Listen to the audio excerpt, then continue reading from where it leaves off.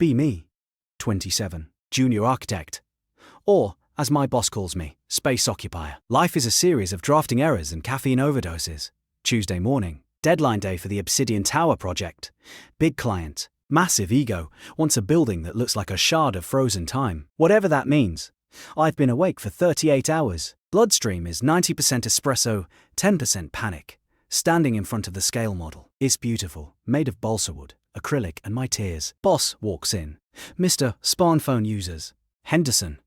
Looks like a bulldog that swallowed a wasp. Is it ready? He barks. Yes, sir. Masterpiece ready for transport. I reach out to adjust a tiny plastic tree. Sleeve catches on the edge of the table. Physics happens. Time slows down. I watch in horror. The entire model slides.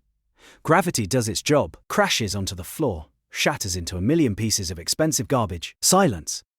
The kind of silence that precedes a nuclear blast. Henderson turns purple. Get out. But sir, get out. Scramble to collect my things. Banished to the construction site duty. Punishment detail. Literally sent to the mud pits. Drive to the site in my beat-up Honda. It's raining. Of course it's raining. Arrive at the site. Mud everywhere. Grey sky. Grey soul. Meet the site foreman. Big guy named Gary. Beard like a bird's nest. Arms the size of tree trunks. Wearing a high-vis vest that looks like a corset on him. You the new scapegoat? Gary asks.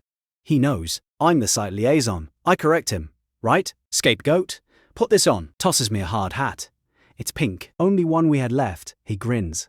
Liar. I put it on. Dignity is already gone anyway. Walking to the site trailer. Expecting solitude and misery. Instead, I see her. Sitting at the desk, reviewing blueprints like she's judging their sins. Sharp features. Ice blue eyes. Hair pulled back so tight it must hurt. Oh God. It's Sarah. University rival. The valedictorian. The one who called my thesis a structural impossibility with the aesthetic of a dumpster. She looks up. Eyes narrow. Recognition dawns. You have got to be kidding me, she says. Voice like cold steel. Hi Sarah, long time. Not long enough. What are you doing here? I'm the copy. Site liaison. She looks at my pink hard hat. She looks at my mud-splattered shoes. She smirks. It's terrifying. Henderson sent you to the gulag, didn't he? It was a tactical reassignment. You broke the model. Maybe. She sighs, closes the folder. I'm the senior structure engineer for this nightmare, which means I'm technically your boss. Again. Nightmare confirmed. Great. Looking forward to it. Don't break my building, she says. I'll try not to. She points to the door. Go check the foundation pour in Sector 4. Take Gary. I leave. Gary is waiting outside. Eating a sandwich the size of a brick. She's intense, Gary mumbles.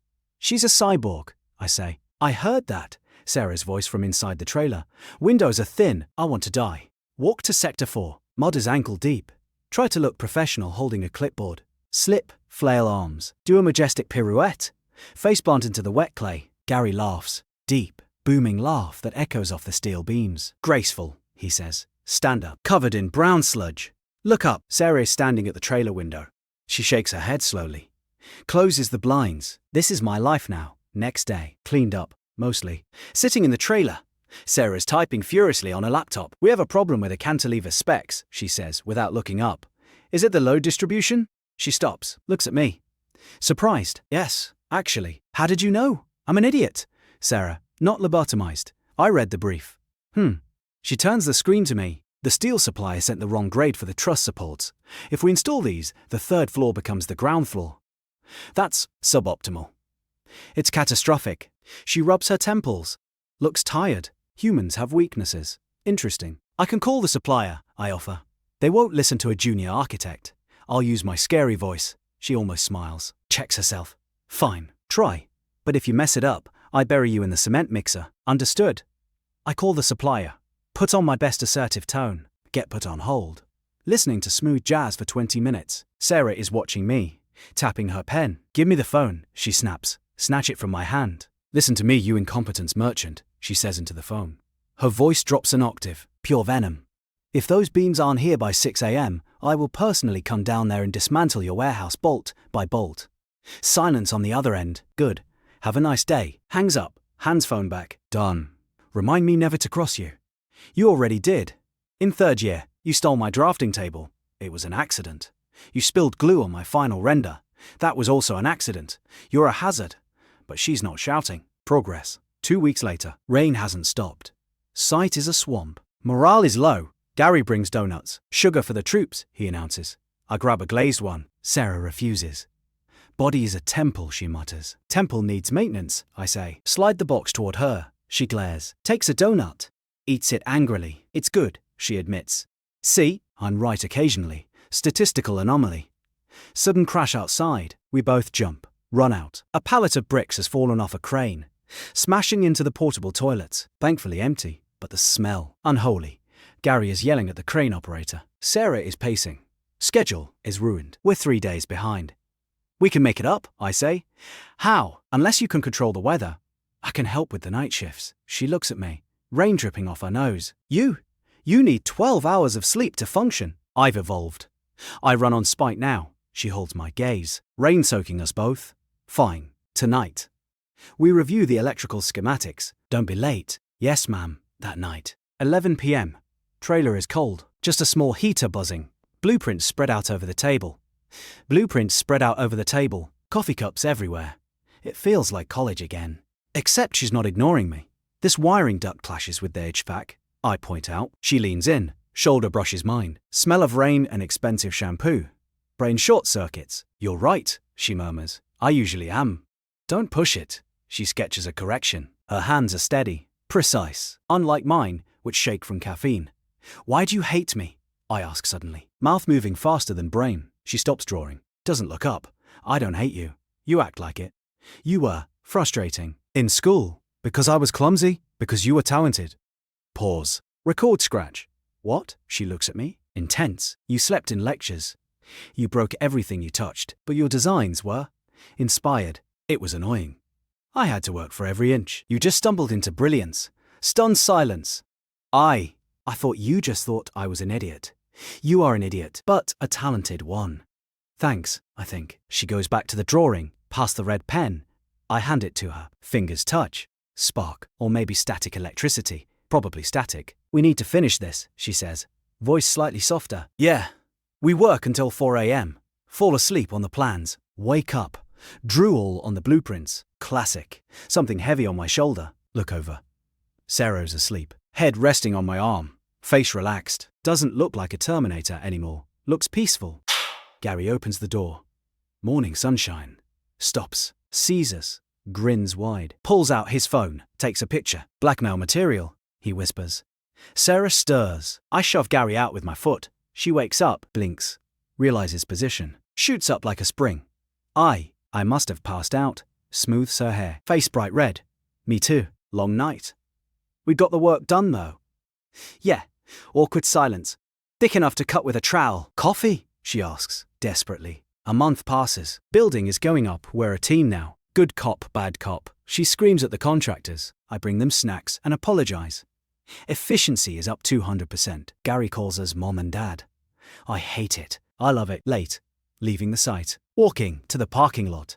Hey, she says. Yeah, my car is in the shop. Can you drop me off? Sure. My Honda is a luxury experience. I'm sure.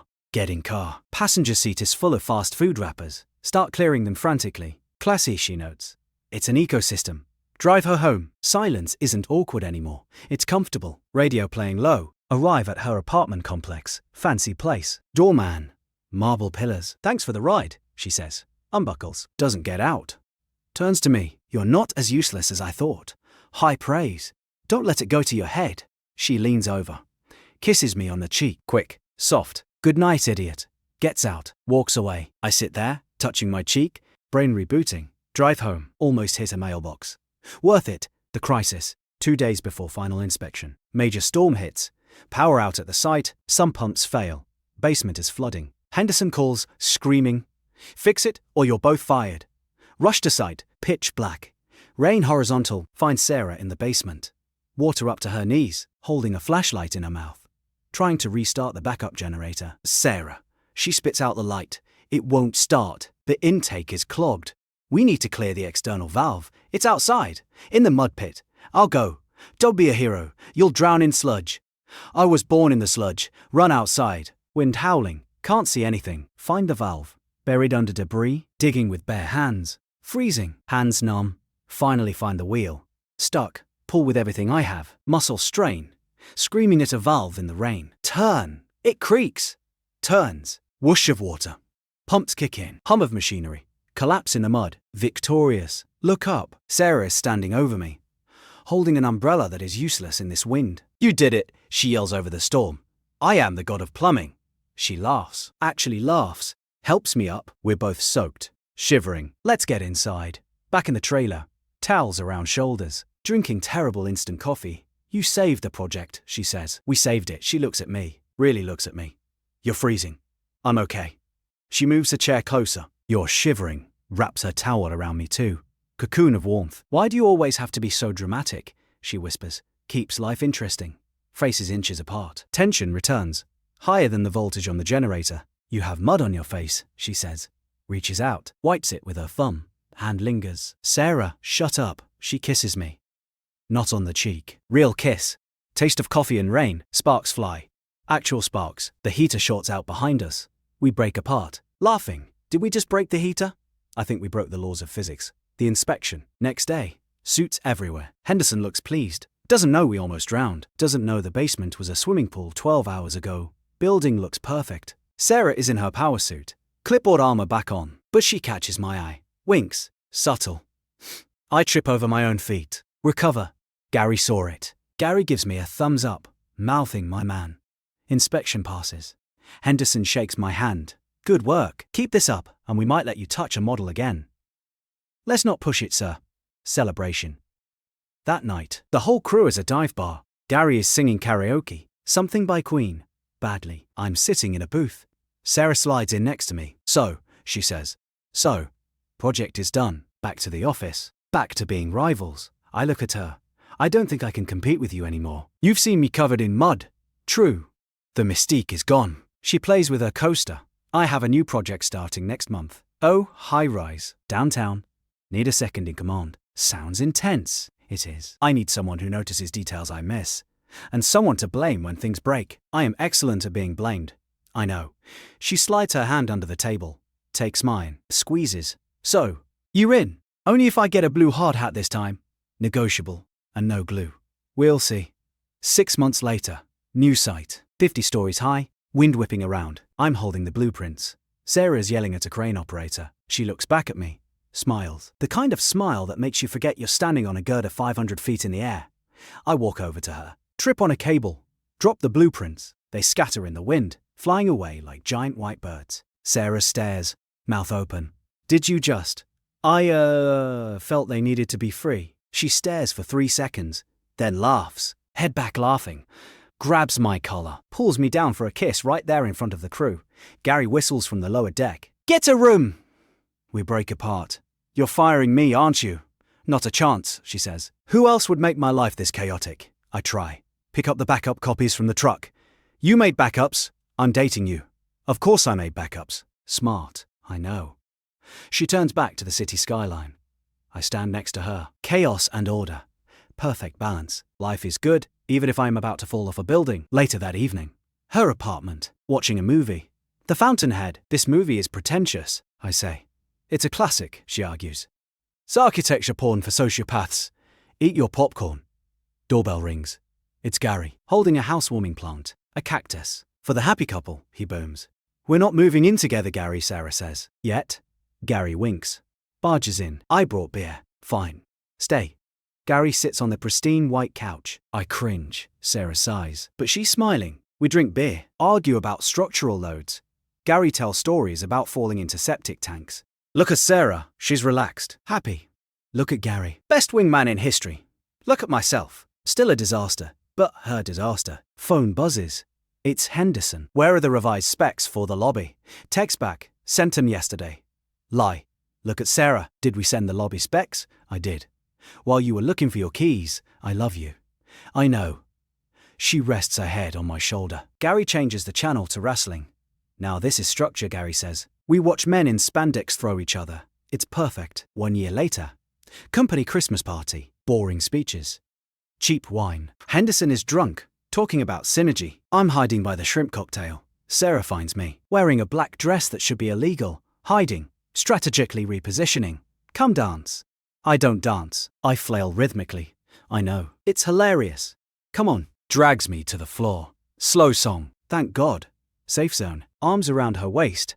You cleaned up nice, she says. Eye on my shirt. Twice. I noticed. She leans in close. I got a job offer. Heart stops. Oh, where? Dubai. Lead engineer. Massive salary. Stomach drops. That's amazing. You should take it. I turned it down. What? Why? She looks me in the eye. They don't have you. They have better architects, probably, but they don't have my personal chaos agent. I am a limited edition. Exactly. Plus, who would fix the printer when I kick it? I just unplug it and plug it back in. Magic. I spin her around. Don't trip. Miracle. So you're staying? I'm staying. Good. Because I bought a dog. She stops. You what? A dog. Golden Retriever. Named him Beam. You named a dog after a structural element. It seemed appropriate. Is he house-trained? Mostly. He ate my shoe this morning. She sighs. I suppose I have to meet him. He's in my car. You left a dog in your car? With the AC on? And Gary is watching him. Gary is in your car. Gary loves Beam. She laughs. Grabs my hand. Let's go. Leave the party. This party sucks. I want to meet the dog. We sneak out. Run to the parking lot. Snow starting to fall. Find my car. Windows steamed up. Gary and the dog are asleep in the back seat, snoring in harmony. Sarah looks at them. Looks at me. You realize this is my life now. A giant man, a dog, and an idiot. Yeah. She kisses me. Snowflakes in her hair. I wouldn't trade it. Not even for Dubai. Not even for a Pritzker Prize. We tap on the window. Gary wakes up. Dog barks. Chaos ensues. Driving home. Dog head out one window. Gary singing Christmas carols out the other. Sarah driving because I had too much punch. Hand on my knee. I look at the city lights passing by. Buildings we built. Buildings we'll build. Everything is holding together. Structural integrity. 100%. Status. Happy. End.